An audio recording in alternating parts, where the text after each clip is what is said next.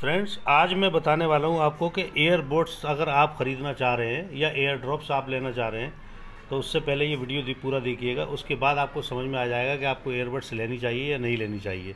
मेरे हाथ में जो लगी हुई है ये एयरबड्स जो है ना, ये बोट्स की एयरबड्स है। और इसमें जो दिक्कत है या जो खासियत है मैं आपको वो बताऊँगा कि इसमें क्या परेशानी है और क्या फ़ायदे हैं।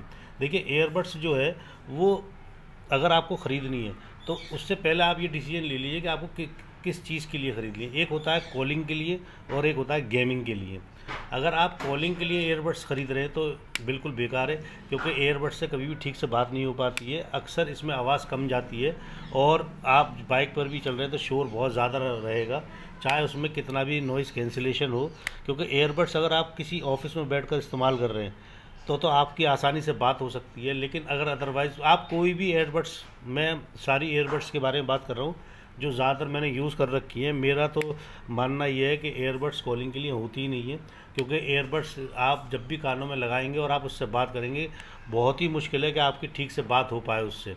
उसकी वजह यह है कि एयरबड्स जो है ना वो ज़्यादातर गेमिंग और सॉन्ग सुनने के लिए आती है और एक अपना लुक बनाने के लिए आती है, वरना एयरबड्स जो है कॉलिंग के लिए तो बिल्कुल नहीं होती। अगर आपको लगता है कि आप बात ज़्यादा करते हैं, आपको कॉलिंग के लिए ज़्यादा यूज़ करना है उसको, तो आप एयरबड्स के बजाय एक नेक बैंड खरीद सकते हैं। नेक बैंड से आपकी कॉलिंग में बात अच्छे से होगी, सामने वाले को आवाज़ अच्छे से जाएगी। क्योंकि एयरबड्स में हमेशा ये प्रॉब्लम रहती है कि सामने वाले के पास आवाज़ जो है ना वो पूरी तरह से सही नहीं जाती। ज़्यादा शोर क्या, थोड़े कम शोर में भी आप अच्छे से बात नहीं कर पाएंगे। इसलिए मेरे हिसाब से तो एयरबड्स कॉलिंग के लिए बिल्कुल वेस्ट है, waste of money. Thank you guys.